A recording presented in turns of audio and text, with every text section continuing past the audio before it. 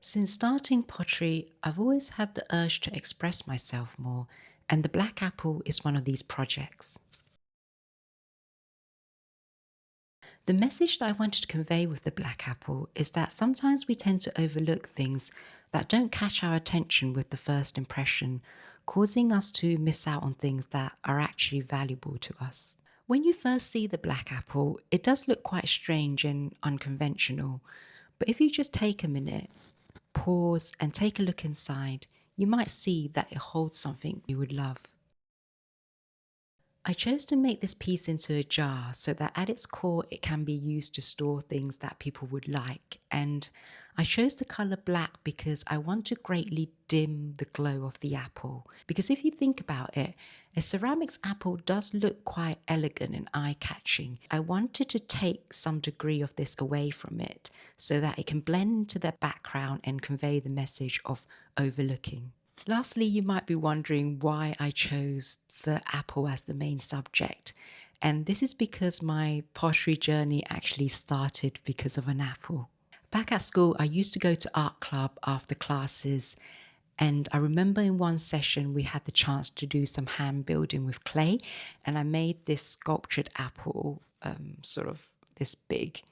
I actually don't have it with me now, so I can't show it to you guys. It's actually still with my mum.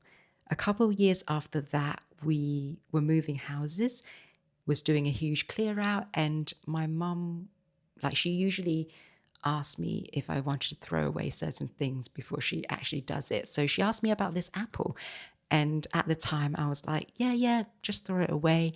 Didn't know that she actually had kept the apple. And when I visit her last time, she was like, she brought it up and she was like, "Oh, do you remember this apple that you made? I still kept it. I didn't want to throw it away." And then when I saw the apple, I was like, I don't know where life is heading at the moment. So why don't I just go and do some pottery? And that is how my pottery journey started and the birth of the black apple. We got nowhere to be. To make the apple, the first step is to throw the main jar shape on the wheel using the closed form method. Here I'm using around 800 grams of clay because I need the cylinder to be quite tall in order to have enough clay at the top half of the vessel to close the form later on. The sun is peeking through the cotton white blinds. Your hands still tangled up in mine. Feet on the wall, your head on me, floating easy. We got nowhere to be. Got nowhere to be.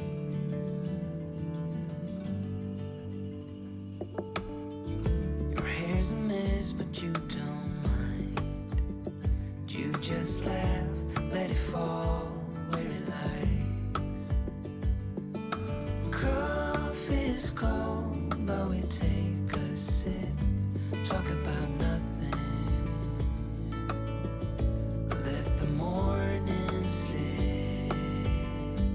Oh, it feels like that, like summer air through window cracks.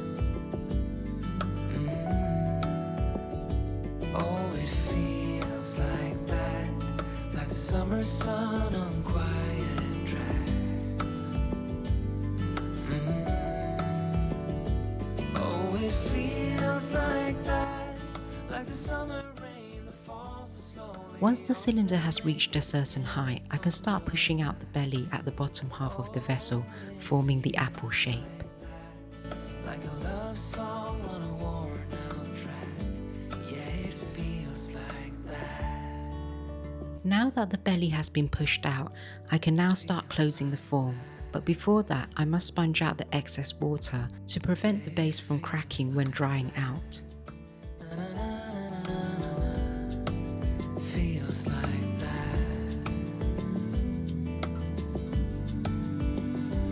Oh, it feels like that, like summer air through window cracks. When you start closing the form, you notice that the walls will get thicker. So it's good to do a few pulls every now and then, just to thin out the walls.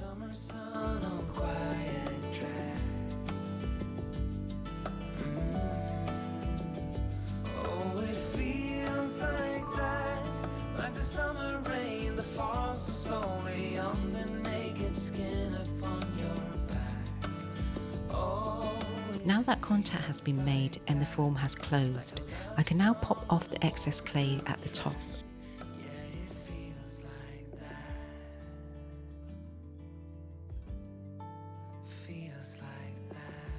Now I'll need to compress the top half of the vessel so that the clay can even out.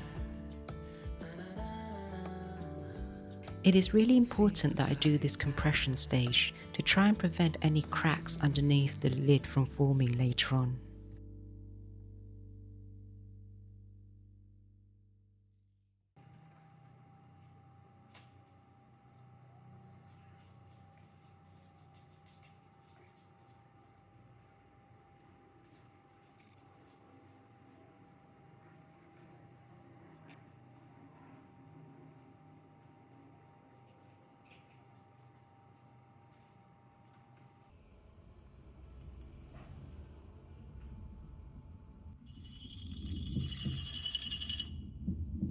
To create the indentation for the lid, I'll use any tool that has a square shaped end and gently press this against the wall.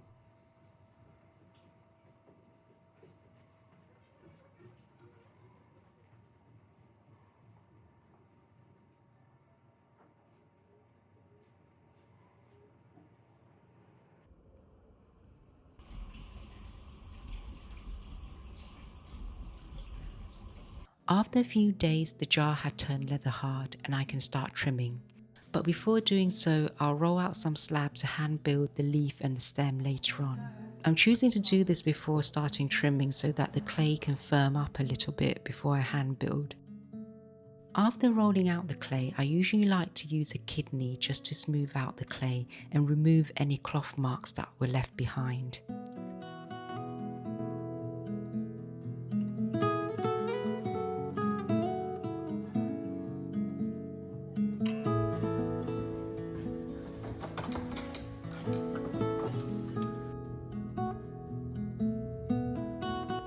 First step is to separate the lid from the body. You can do this using a sharp knife or a needle. It's always good to use your other free hand to support the lid, otherwise, it might fly off like this. Luckily, no damage was done here, otherwise I would have had to reclaim this apple.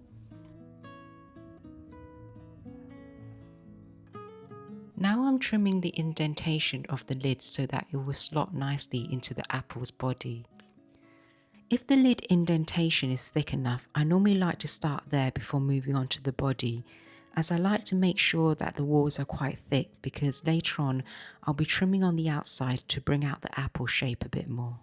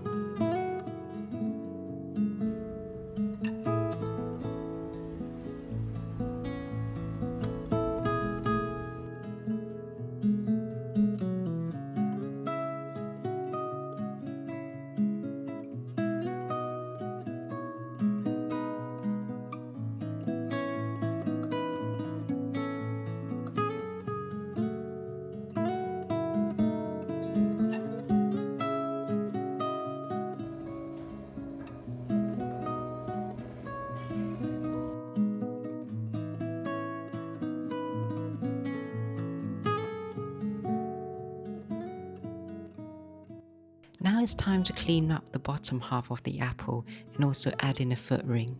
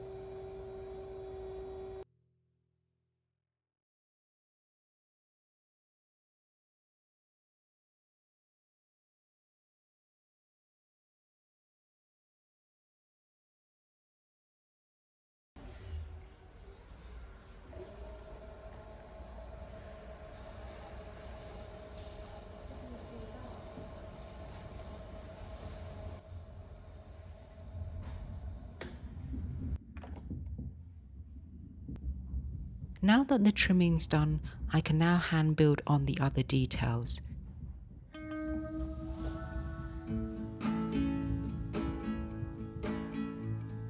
I just wanna go out and walk with you. Baby, you know I just like to talk with you. You don't have to tell me anything that's new. I just wanna go out and walk with you.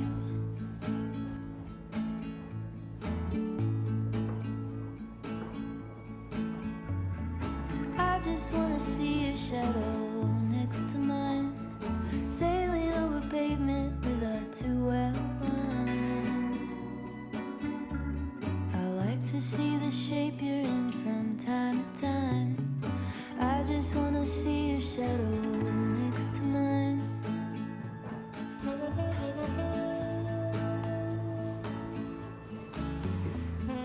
I just wanna see the same things you can see, understand the meaning on a new degree.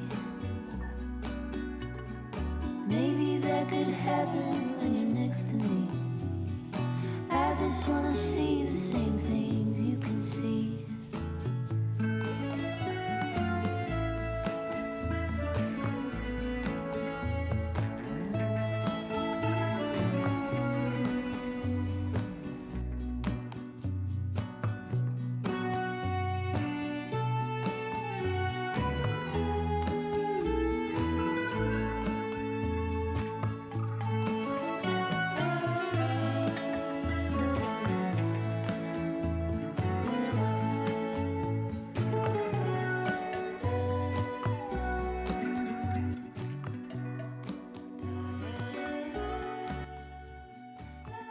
After a few days, the apple would have turned bone dry, and I can now paint on the underglaze.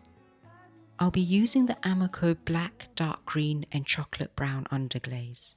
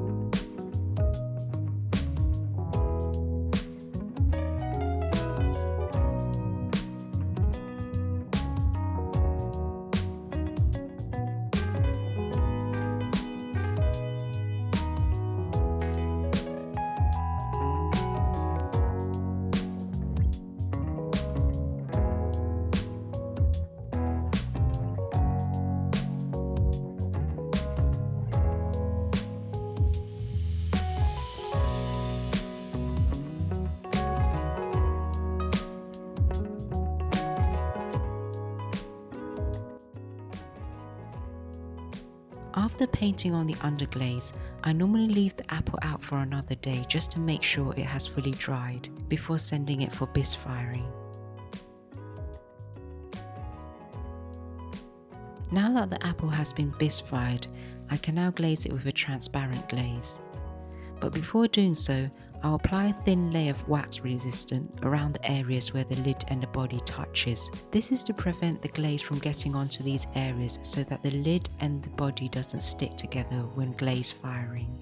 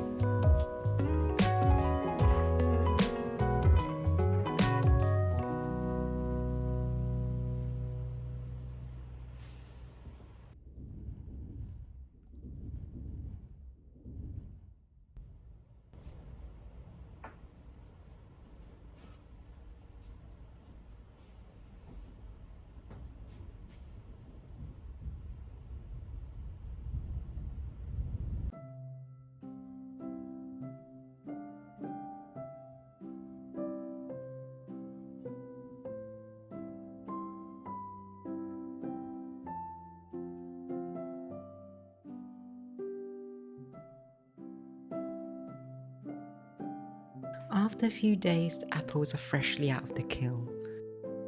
I must say, the lid is extremely hard to get off. It actually took me quite a while. There's definitely still a lot I can improve on this piece, mostly in terms of technique. But the black apple is something that I want to continue making, so I'm sure there'll be plenty of opportunity for this.